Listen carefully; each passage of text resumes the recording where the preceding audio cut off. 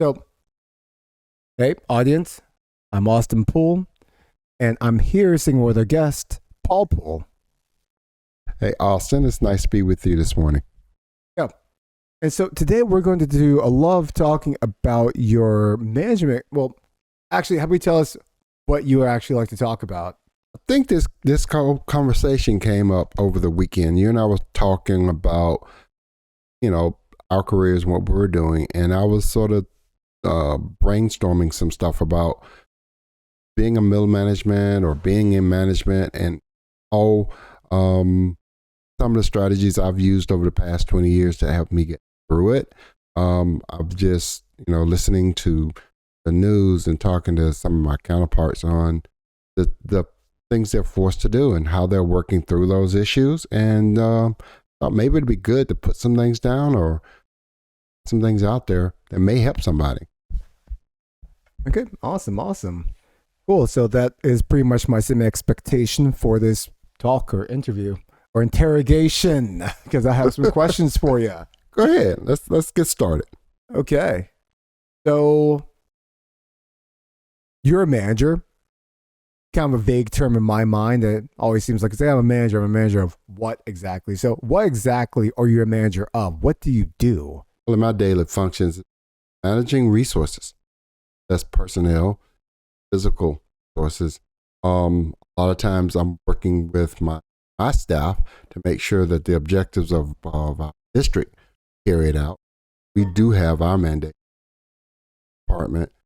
Those take some time for everybody to kind of get up. And my job is to make sure they have a clear understanding of what they're supposed to do. When you bring in new people, it takes time. It does. They can have a lot of technical, sometimes off skills that need development. And there are also certain technical skills that they've learned, but they don't really understand how they do. I do this. As this done? I'm there to sort of help guide them on that. Face it, accountability. Part of my job too is to hold people accountable when things are correctly or not done. Also to answer for those. So my job is simple. I am to manage situations, come up with solutions, and also make those recommendations to the higher ups. And our director, superintendent, look at those recommendations on accordingly. Sometimes my recommendations are taken. Sometimes my recommendations are not be acted upon, but my job is to make sure that I am staying up on technology available for them. Sources. Okay, so do you spend a lot of your time actually having to research different technologies for your resources that are your employees to actually learn and do? It's funny. I do a lot of reading, a lot of sites, and I do work with my staff on that. There are things that's funny to us because we wear many hats. Sometimes I learn video equipment. Didn't think I'd ever have to touch. I started off working on desktops, basically break fix. Then I was asked to learn some applications. How do you do this? And then I had to understand my environment working with teachers. And they are experts in their areas, like they're mathematicians. They're that. Mm-hmm. And sometimes you have to be, where I have to explain it in the terms like I'd ask them to explain certain things. In their roles, they're expert in that content. I have to be an expert in my content area. Try to break it down so they understand it, accept those answers. Okay. Awesome. Oh, also, you have a nice booming voice, but you might want to bring the mic just a little bit closer to your face. Okay, I think I can make that happen. Okay, awesome. Thank you. Okay. So tell me, what's it like working with people who are not all that technical? Like, how do you handle those situations where they come up to you and they try to ask you to do something that's not nearly as technically feasible? How do you handle that? Well, it's a good question. It comes up often, a lot of times when I'm having new staff members.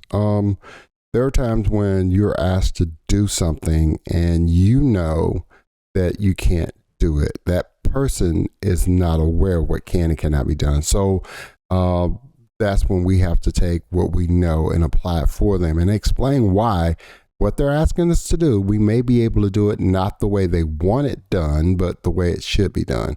And sometimes there are things that we can't do because it doesn't work or line up with our department rules. And I have to push that on up and ask other people for their input and how we can make it happen. Most of the time, we're able to accommodate, not all the time, but we do our best to accommodate those persons. So it really is part of technical skills and soft skills. You have to be able to make that end user comfortable with the answer you give. And they don't always like it, but you do respect their the way they come to ask you for something. So it is respect, mutual respect. Okay. Do you have any specific story that you can share with us? Well, I mean, in 20 years, you come up with a lot of stories. And to be honest with you, I was sitting here and I wasn't thinking about it until you threw that at me.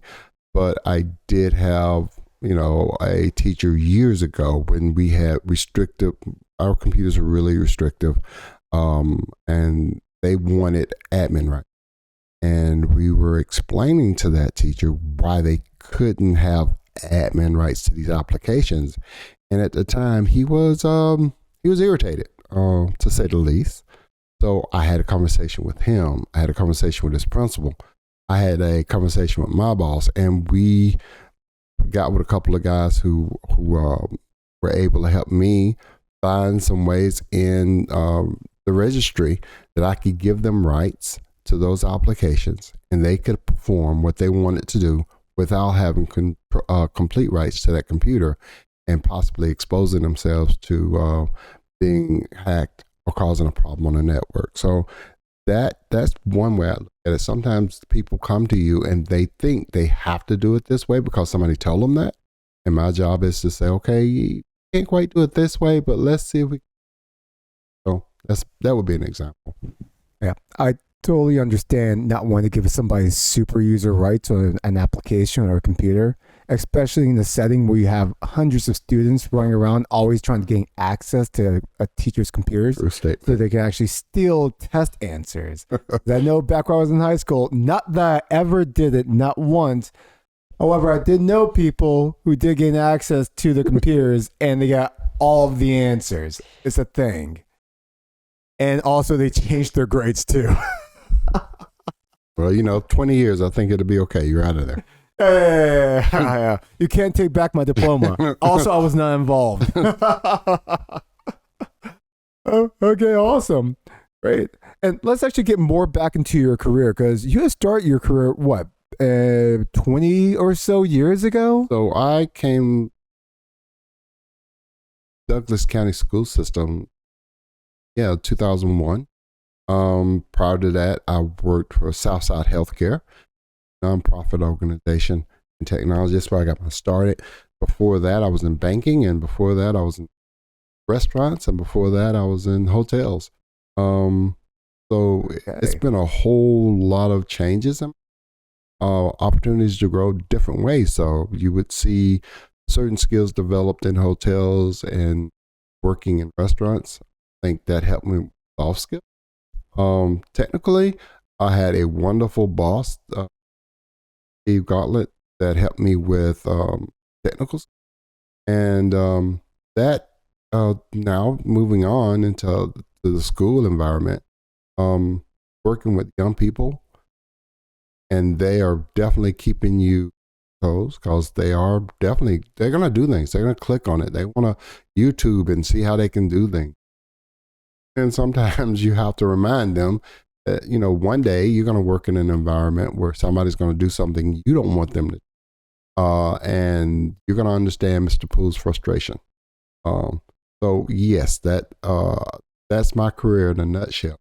Really, it's always changing and finding ways to make things happen. And then when you get to those spots, you just enjoy it. You enjoy it as much as you can. And I have for the most part for the past 20 plus years. Okay, awesome. Yeah, speaking about the actual students, so you're not directly a teacher. However, you still have to interact with the students. That's correct. There are times when students have issues, they have problems. Just like I mean, take your corporate environment, right? So you get an end user that has an application problem, and the teacher is pretty much hey, Mr. Poole, oh, why can't this student do this? Everybody else can. They may know the content, they don't know the back end applications, they don't know what the student may or may not have done, how they're saving some environment, how they're saving things, or why they're saving the way. So we found that sometimes I have to get in there, look at the application, see if I can figure out what's going on with that, and I try to get it done within hours. Sometimes you can fix it within minutes, but there are times when you're surprised by what kids are doing. Then when we switched between Windows and we're now Chrome based, there's things that they do under their profiles that may interfere with things that's on their Chromebook when they're in school, and we have to look at that as well. So we try to help them keep them as safe as possible, and we also try to keep ourselves up on what they're doing when they're at school. Yeah. I know definitely back when I was in school, trying to actually do anything with the computers you could possibly do was always fun. And it seems like it was a rite of passage for us. Like trying to get to certain websites that were blacklisted, for example, using proxy servers, trying to get past it. And then like, I guess the admins had to go through and they had to like update the new lists every so often with the new proxy servers that are out there to block them so you can't get to certain sites anymore. And such.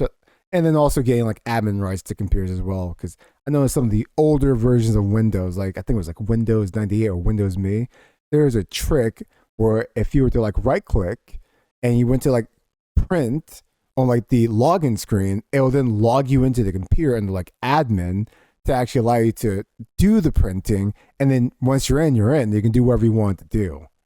Well, with some of the older software, I mean, you really look at it, it was more or less for consumer and office workers, right? So then when you give it to students, anytime they can have an opportunity to play with something or try something, they're going to do it. Yep. We were fortunate, and I was, that we had Windows 2000 that gave me a lot more security. I had Windows NT, so we could lock things down better, build profiles for the kids. So it was a little different. We also have some software that we used on our devices. Like anything else, we put in filters, and now these days the filtering software that they have is a much better software. Just like anything else, though, there are things that you'll be amazed. Or something simple, like a website that may be, let's say, 1, 2, 3 ABCs. It may not take you to 1, 2, 3's ABCs. It could take you to something else, and you don't want the kids there. So you have to have people who have a lot more knowledge in that side of the world than I do out there helping you do that. So we depend on our vendors to help us with that. We depend on the state for their guidance, and we have a good director. So he's out there. Our executive director does a lot of stuff there and helping us on staying on task. But like I said, there's a lot more where you have to just stay out there and you have to do a lot of research in that area. Cool. Now let's switch gears. So you've been a manager now for how long, would you say? 23 years. Like you've been a manager for 23 years. I've been, yes, this role, 15 years doing that technology at the school system for over 23. Okay. Perfect. So how would you characterize your management style? What's your inspiration? How do you inspire your, well, actually, I'm just going to leave you with one question. What is your management style? My style is this. I treat people as professionals, right? My job is to help make sure resources are available to my staff, my team members. But I expect them to be professionals. So when they're working at their environment, at their schools, or locations I have them going to, I expect them to go out there and take care of business. So my style is hands off until I'm hands on. I'm in constant contact with texting or phone calls, always that with them. They can call me, and I do talk to them daily. give me statuses on what they're doing or how they're doing, but I don't believe in micromanaging. If you have a problem and you need help, most of the time they'll reach out to another team member. And sometimes they go, hey, Paul, I do have this problem. And what do you think? Sometimes I know and sometimes I don't. The good thing about being there for over 20 years is institutional knowledge. I know there are certain people that I can contact that will have answers. And that helps my team. But I want to pass along that so that I'm not the bearer of all. It's important that you share and you collaborate with your team members. I think that's the biggest thing. I never saw us as a top-down person. I'm basically we're always going to be horizontal in conversation. I like to have interactions where we can be open and honest with our conversation, and as long as you're respectful, that's a good thing. I think in building your teams and making sure that you have the right style with members, they need to understand who you are. You have limitations, but within that, you are, as a manager, you're always finding that resource of how to make something happen. Always. Okay. Hey, you touched on a couple of things there. One of the things I actually want to ask you about is micromanaging. Oftentimes, when you have problems on your team, or you have problems like as a manager, you feel the need to take a little bit more control to try to right the ship, would you say? So how do you actually avoid that need to actually take a little bit more control? Well, was that something that you developed over time? You do develop this because, I guess when people become managers, I was fortunate to have somebody give me a lot of touch. I'd have to say a lot of that probably came through the parents. I understand chain of command. But when you're dealing with some people, they have their way of doing it or thinking they have doing it. When I worked in restaurants, I cooked for a number of years. I used to train other cooks. And one of the things I used to tell them was, hey, I know you know how to cook. That's how you got the job. This is how I lay it out. So I may have things laid out this way, and you have to lay it out that way. That's fine. But the main objective is to make sure everything looks the same when it goes out to the customers. So you need to take that kind of, I think, mindset when you're dealing with anything. It's that I do things certain ways, right?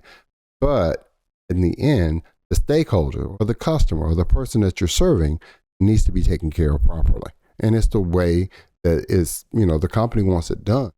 I know for me and for what we do, we want our teachers to make sure that they feel good about what they're doing and the environment they're in. They have the equipment they have that works properly. It's not perfect, but it will work properly for them. And that's also for our students. We want to make sure they have everything they need to accomplish the goals they have, but they're supposed to be doing on a daily basis. Mm-hmm. Okay. The answer. Sorry, text messages. Got me a little bit distracted there. That's okay. Remember, when you're doing this kind of format, mute your phone. Okay? That helps. It does help. Absolutely does help. Okay. And then also, the other thing I love that you said was making sure that you actually share the information and not silo the information. Because oftentimes in organizations, what you're going to see is you're going to have a couple of key employees that have key information about specific areas. And then over time, it is the Pareto effect, right? Where it's like, the square root of the number of workers you have do about 50% of the work, where those people, they accrue more and more knowledge, and then they become the de facto leaders of their said area. And sometimes they can be kind of cool where they actually will share that information. And other times they can be butts where they just hoard that information and they don't share it, but they accrue more information because they're the people you go to get the answers. And have you had to deal with that before? Like people that try to hoard knowledge? And how would you handle that?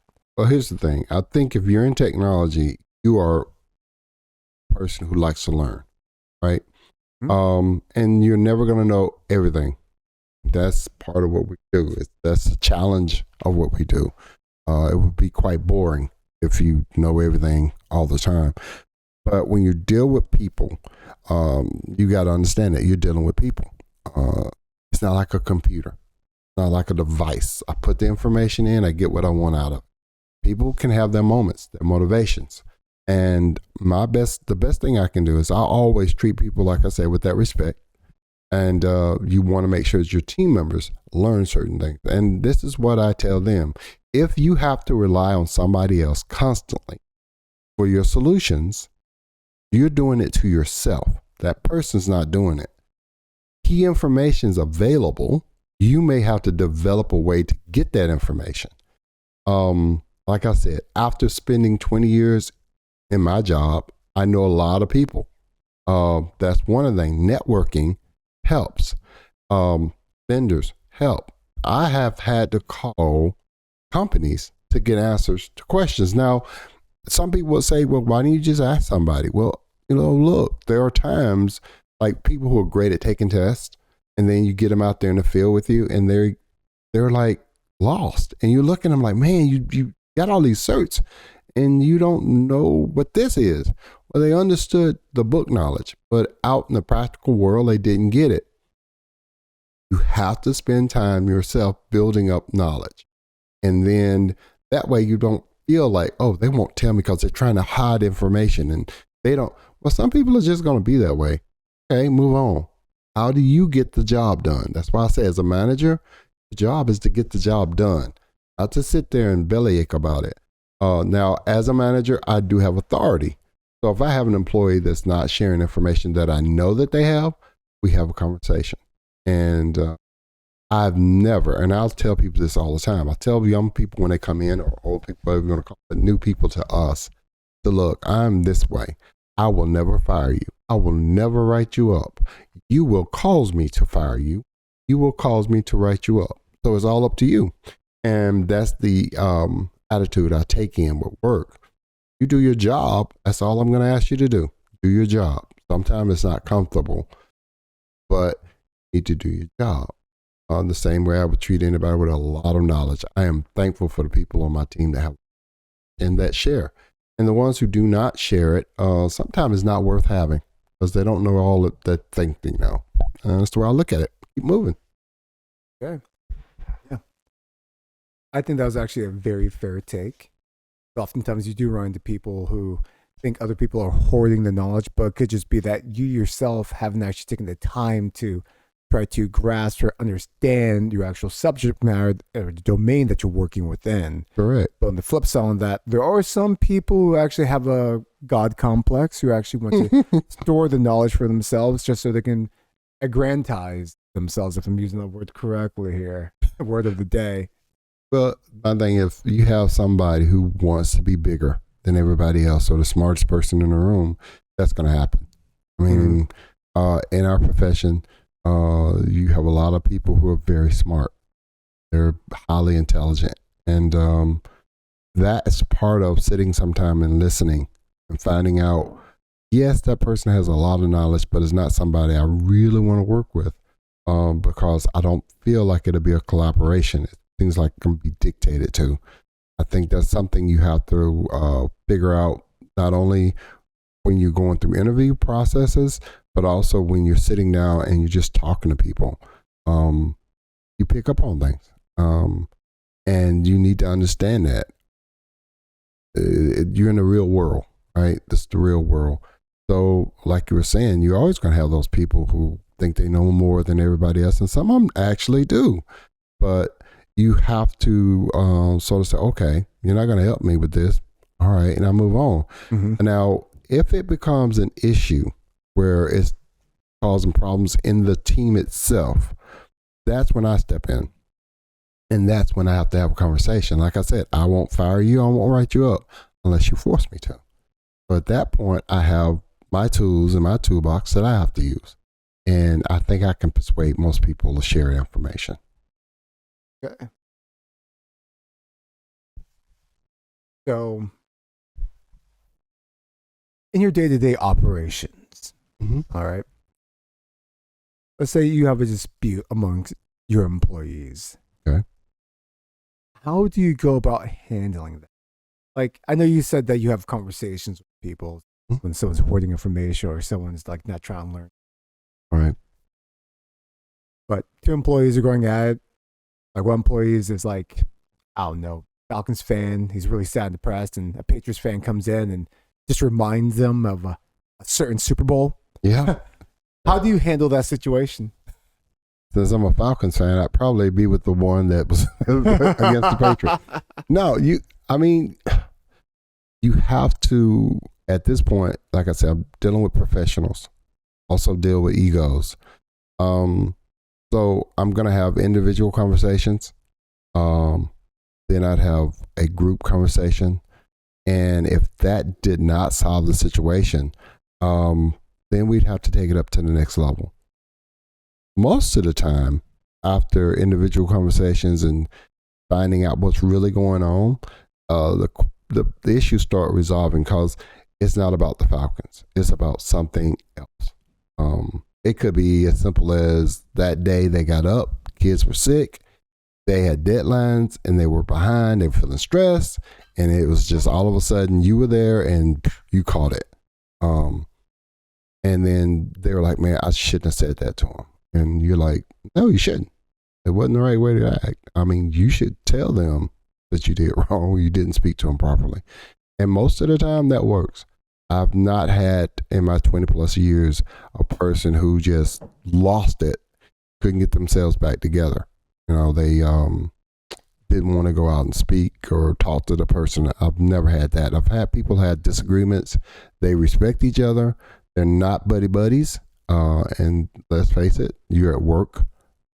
You don't have to be buddies. You have to respect each other. You have to do the job, but you don't have to be the best of friends.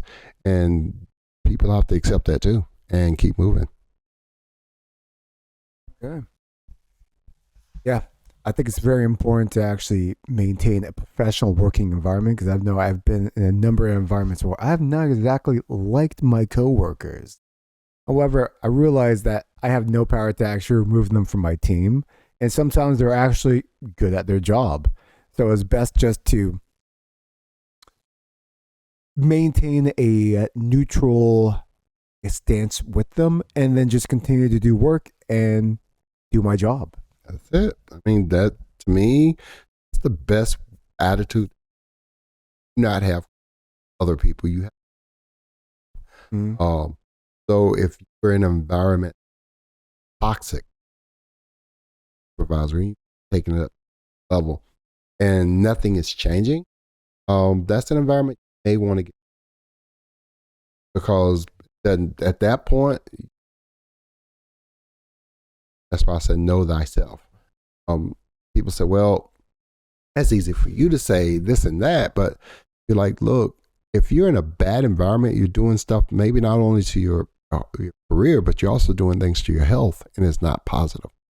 So you need to take care of yourself mentally and physically and move out of a bad situation. Okay.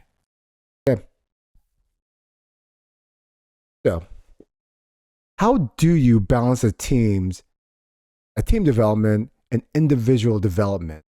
I think it's a song and dance of like trying to focus on your team holistically to actually try to get them to be in a certain place, but individuals have their own needs. How do you handle that? As a manager, you know what the group development part may be, right? Maybe you have this new application nobody has any knowledge of.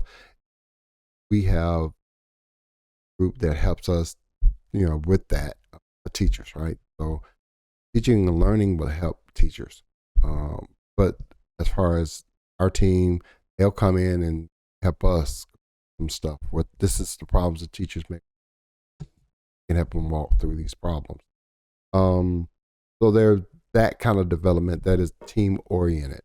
But you have also individuals that may have different things. Like, for instance, right now we've went with a basic A certification review for everybody. Everybody's doing it. And it's funny because even I was going through some stuff and I was like, oh yeah, I remembered it. And then it's like, oh, I forgot all about it. There are certain things that you have to do for individuals, and even us old timers who think we know a lot, and we do.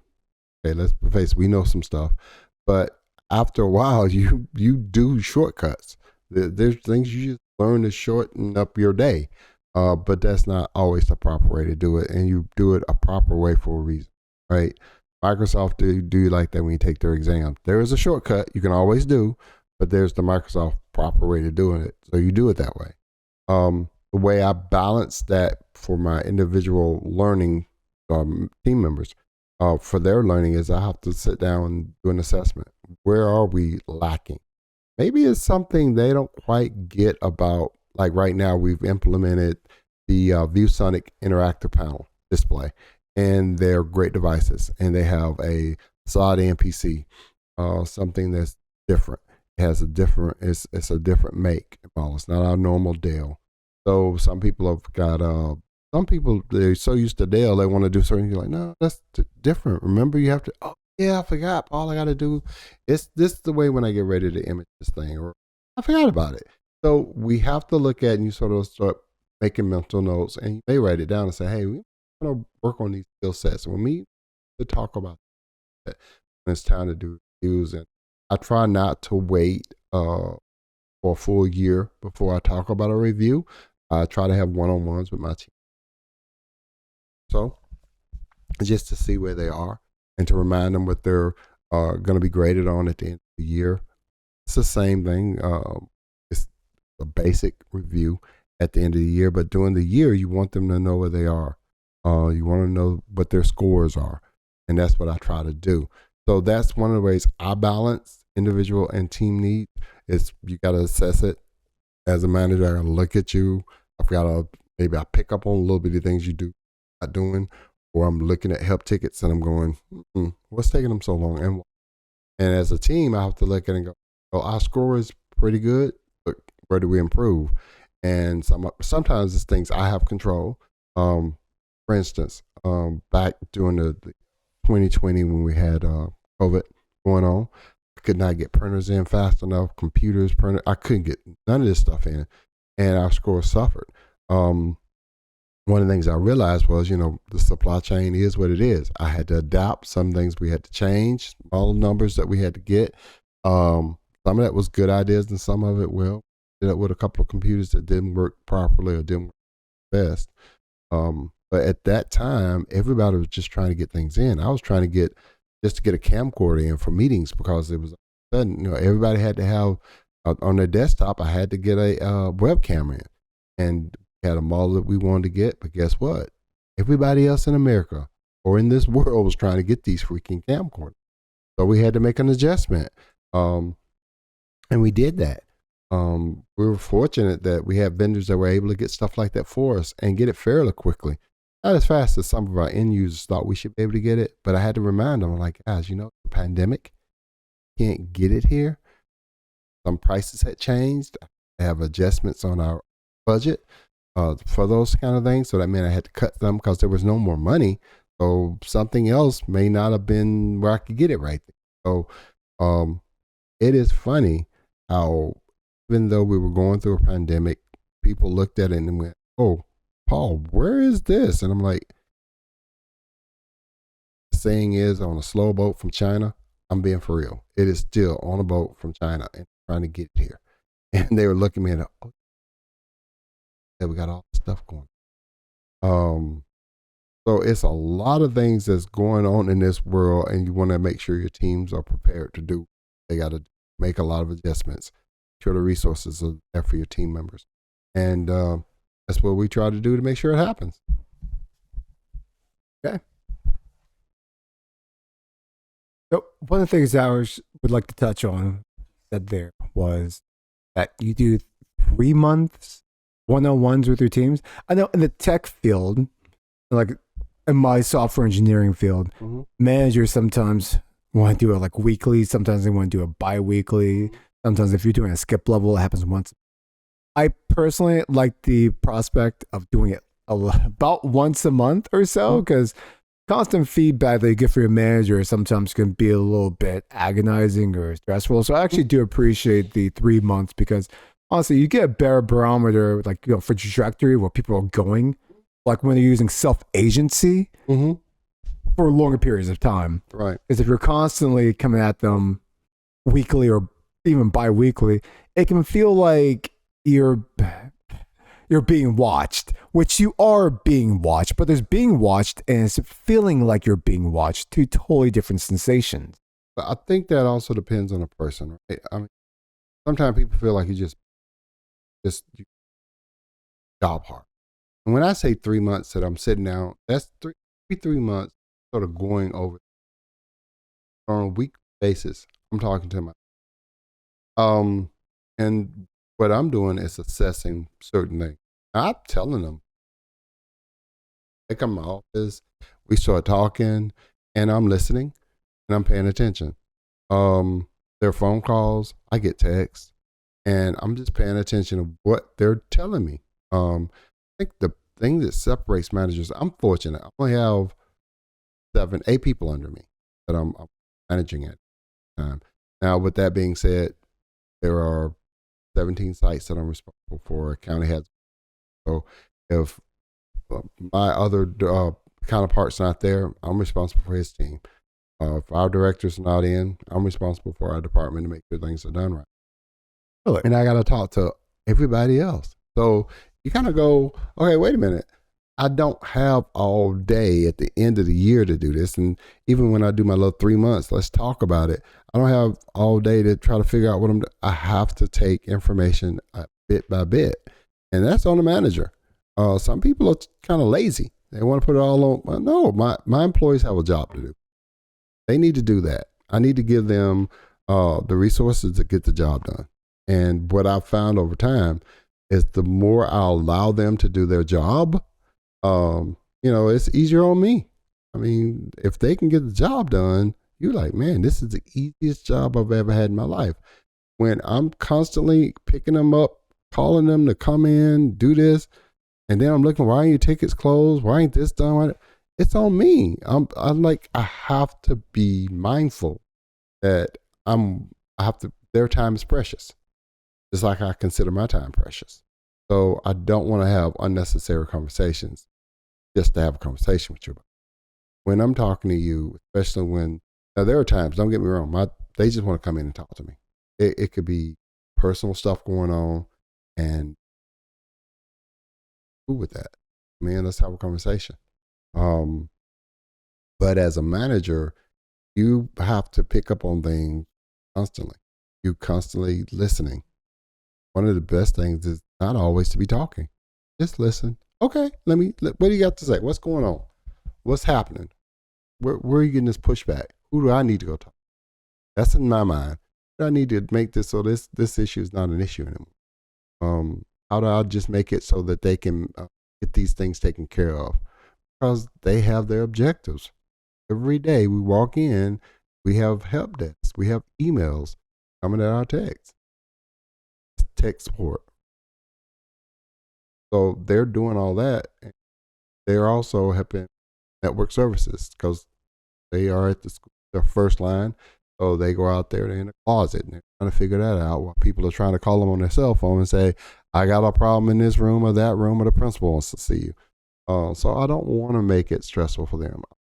Where they can get the job efficiently, reduce the stress as much as I can. I really like that. And then also realizing that not only is your time important, but your employees' times are important as well, and not trying to bog them down with unnecessary conversations about what they're doing, how they're doing, or how they're feeling about what they're doing. Because I'll tell you, and then also when you said that, I would like for you to repeat it again if you can, about why they aren't closing their tickets is because we're going through unnecessary conversations. You don't have to repeat it. You have to be mindful of that, because you calling somebody in for an hour meeting. Say, let's do this. We're gonna have an hour meeting. I've got to bring in all my people, or either I've got to they got to come off and get in their office, get the cams up. And in our district, we turn on our camera. So I want to look at you, what you're doing. I need you to focus on this meeting. So for an hour, right, I'm talking to you. And that's an hour that you could be productive out there making sure things are done. Or you could be doing all kinds of stuff. Here's the thing. That's why we have all these forms of communication, right? Yeah, I can email you, I can phone call you, I can text you. Or when you're up there in the building, when you do your, most of my techs come in at any given time to pick up equipment or to do something. How about I take 5 minutes, speak to you in the hallway as you go back out to your car, and let's talk about something, or you can fill me in on something. You can move on, and I can move on, and that way we don't have time wasted. And I have a phone which stays with me most of the time, so I can shoot you a quick note to follow up on what we just talked about. It's ways to do things um, that can help a manager and their team members. Excellent. Okay. So, what's the hierarchy of the school system? Maybe that's a bit too broad of a question. What's the hierarchy of your career track? How about that? Because it goes from like just regular technical worker to manager to You're doing it. Just keep going. That's how it works. Like we're basically 3 or 4 levels. So you have our TSAs, which are technical support analysts, right? And then you're going to have the supervisors, where we are. Then you have, in our group, we have the assistant director, and then we have the executive director, and then we have the superintendent. And in between that, you got this associate superintendents. And so, as far as our department, it is, and we also have, I forgot, we added some this past year. We have a technical support specialist who work on computers. You know, they take care of that for us, so they do break fix.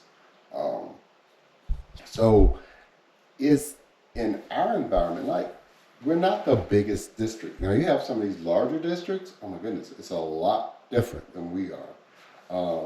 I will tell you, in our group, everybody wears multiple hats. We're doing a lot of different things. We talk to vendors sometimes. They say, "Well, who takes care of this?" And you say, "Oh, I do." Or, "Who takes care of this?" "I do." "Who does this?" And you say, "They said, how many things do you do?" And you don't think about it. Being in our district, because we're so used to doing with a smaller group, you just sort of make it happen and you go on. Sometimes you feel overwhelmed. That happens to everybody. That's when I have to take a step back and say, I can only do so much. And sometimes, like I always tell my team members, you don't have 24 hours a day, but there's no rule that says you have to come in at 7:30 and leave at 4:30. You can come in at 7:30 and leave at 6. Sometimes you have to do that. I normally, in a typical week for me, is about 50, 55 hours. And I normally can get most of my stuff done. But there are times when I have to work more hours. I don't mind. It's not that I have to do that every day. Let's get that right. We don't have to do that all the time. And I'm thankful for those days. But there are times when I have to sort of say, okay, I got to suck this up, do a few more hours, knock this out, and I'm done with it. And I have peace of mind at the end of the day, or the end of the week, or the end of the month. Mm-hmm. Yeah, so you were saying, do you think you have to actually work longer hours than your employees? And do you think that's fair? Do you think that should be the expectation? Or do you think you should be working less than 55 hours? Because most people try to target 40-ish or less hours a week. I get it. There are times when you say, I have to do these things. And that's basically, it's a you issue, right? Because you don't have to. It's something you choose to do. But I like to think this way. When I come in a little earlier, I get in an hour or so early. That's my time to work on things that I see as an issue. But at my appointed time, that's my boss time, right? And he has ideas of what I need to get done at that point. So I try to make sure that during the hours that he's going to be in the office, I'm more to, okay, what does he need done? Prior to that, I try to get my stuff in. Things that I see, little bitty things I know I need to get done before it becomes an issue. That's when I get that extra hour here and there. So, yes, most people, I would agree, if you can do 40, that's wonderful. If you can knock it all out and go home and you can rest. But I like to go home and rest, and sometimes that it does take a little bit longer. I don't think my employees should have to work long hours, just to be because some weird stuff going on. But if it has to be done, sometimes I said, look, I need you to do this. And it may take them a little longer.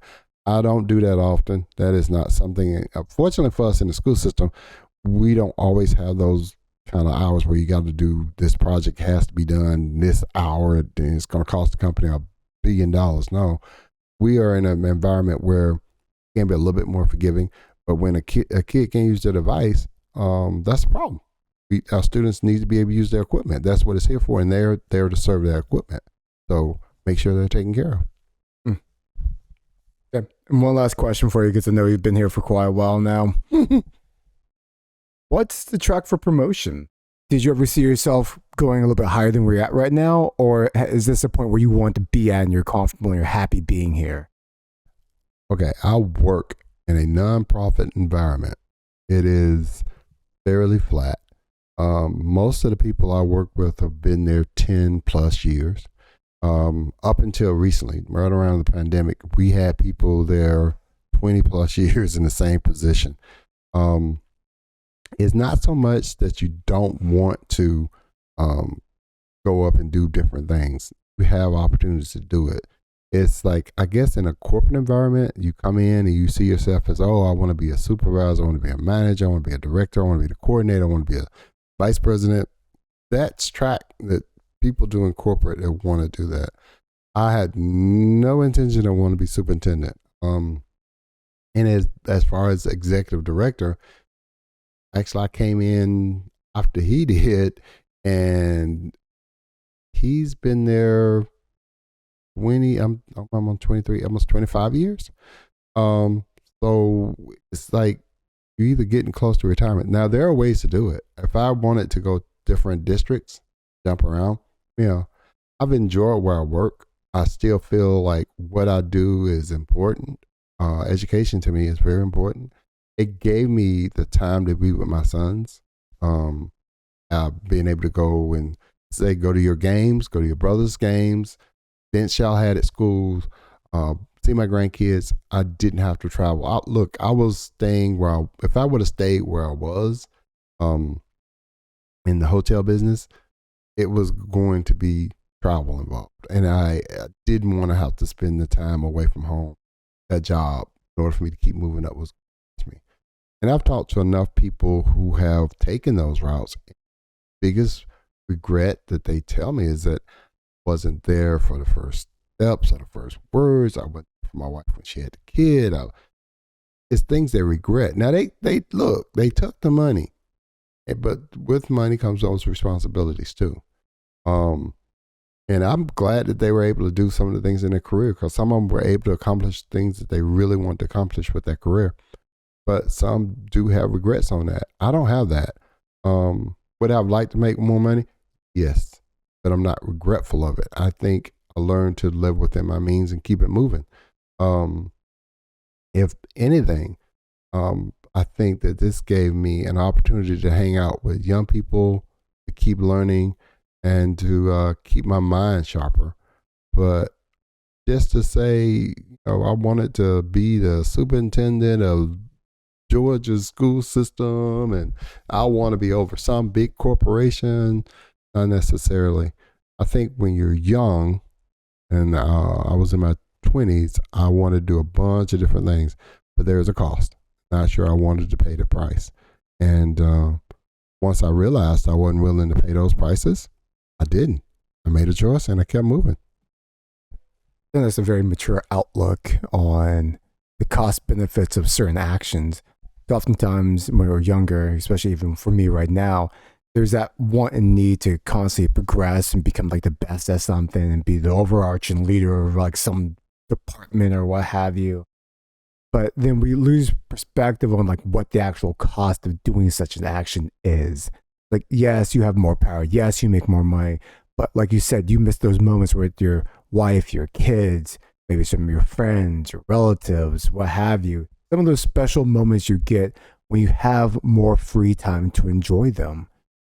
And for some people, that sacrifice is easy because maybe they don't enjoy those things, or they just see the trade-off of actually making more money to provide for them is better. I will say that, and I think probably the greatest advice I ever got was from a YouTube channel. It's a guy named Alex Hormozzi. When he likes to use an analogy of like an 85-year-old self. Mm-hmm. Like if you're your 85-year-old self and like you're talking to like your younger self, so they're you now, like, what do you think your 85-year-old self is going to say to you? Is your 85-year-old self going to say to you like, hey, you did a great job, you made all the sacrifices, it was worth it? Or do you think that person is going to tell you something differently? And it's very possible that your 85-year-old self could actually be aligned with the self you have right now as you see it, right? Because like internally, you're your own barometer, and you really should listen to that internal voice in your head telling you to do something. Like the right thing, not do just something, but the right thing. Because if you ask somebody, you say like, hey, what should you do to actually improve your life? It's amazing what you actually see from people, because they will sit there and tell you like, okay, I need to go work out more. I need to study more. I need to be nicer to people. Like they know this, they don't necessarily do it. And so in your career path, when you ask them like, what do you need to actually improve, or what do you actually want to focus on? Like, I think these are important introspective questions to actually ask yourself. And the younger you can do it, the better off you'll be in your sunset year. At least in my personal opinion. I'm not yet in my sunset years, but you tell me. I'm not there either, Austin, but I'm getting closer. And looking back, if I could tell my younger self anything, is to, I think it would be more in line where I am now. I think I took time to stand back and really look at life and see what was important. I think when I looked at your older brother, and I looked in his eyes and I said, you won't, I will always be there to provide for you. And I want to make sure he had things that I didn't have when I was growing up. But I didn't think it was necessary for me to be out there every day killing myself to do something either. Look, opportunities are going to come, and some people are just going to be in the right place at the right time. The important thing is to be ready to receive those opportunities. I could have stayed working in a hotel job making $8, $9 an hour. Could have did that. It wouldn't help my family. I had to step out on certain things, but I also had to be realistic with what I wanted to do and how happy these jobs would have. Being where I am now, in the environment that I am in, education, quite happy. And it's not like people are not being paid peanuts. They're not. They get paid decent. We don't make the most money. And I do believe that teachers need to be paid well for what they do. And they could definitely use increases, because a lot of that money you see teachers, they say, well, they got this, they got that. A lot of time they turn around and they put it right back in their classroom. They invest it back into those kids. It's not in their pocket. So I think we need to remind ourselves that it's okay if you don't make $1 billion. It's okay. The important thing is, are you having a good life? Are you healthy, mentally and physically? Are you doing things that's going to make a positive impact on your family, and a lasting impact? And believe me, all of us want to leave something for our family, and make sure that they have things provided for. So that for me means, yes, I want to make sure that my grandkids and children have things. So I've done that, and I've been able to do certain things. I'm not going to be able to do a Bill Gates thing. It's always going to be somebody that's got more money. Always. So I think people just need to realize, do the best you can with what tools you have, and move on from there. Paul, this has been an amazing interview. Thank you for taking your time this morning to have a conversation with me about manager and management style. And I want to say to the audience, thank you for watching. Thank you, Austin. Had a good time. Okay, Do this again sometime. Bye. Okay.